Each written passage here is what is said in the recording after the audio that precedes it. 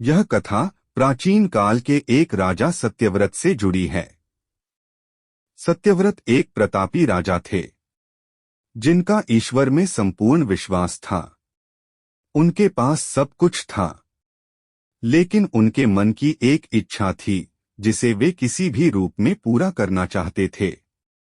वे चाहते थे कि वे किसी भी प्रकार से पृथ्वीलोक से स्वर्गलोक जा सकें। स्वर्गलोक की सुंदरता उन्हें अपनी ओर आकर्षित करती थी, किंतु वहां कैसे जाना है, यह सत्यव्रत नहीं जानते थे।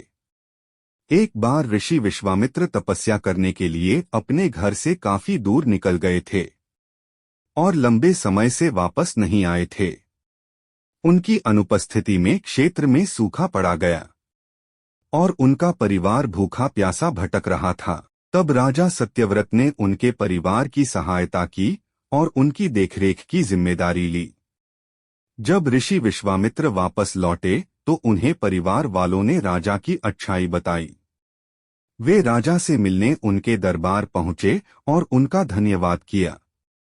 शुक्रिया के रूप में राजा ने ऋषि विश्वामित्र द्वारा उन्हें एक वर देने के लिए निवेदन किया। ऋषि विश्वामित्र ने भी उन्हें आज्ञा दी।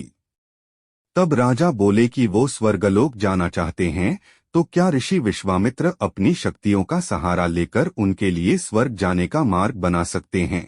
अपने परिवार की सहायता का उपकार मानते हुए ऋषि विश्वामित्र ने जल्द ही एक ऐसा मार्ग तैयार किया जो सीधा स्वर्गलोक को जाता था।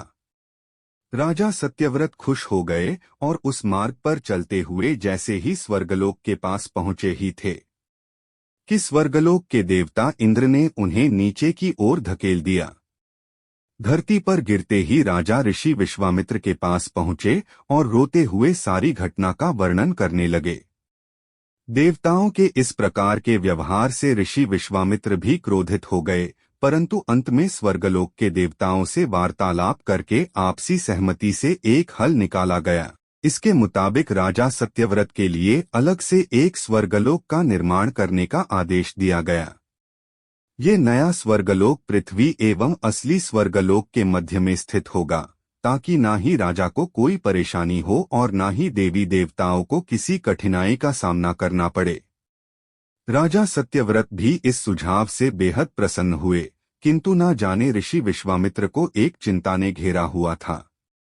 उन्हें यह बात सता रही थी कि धरती और स्वर्गलोक के बीच होने के कारण कहीं हवा के जोर से यह नया स्वर्गलोक डगमगा ना जाए। यदि ऐसा हुआ तो राजा फिर से धरती पर आ गिरेंगे।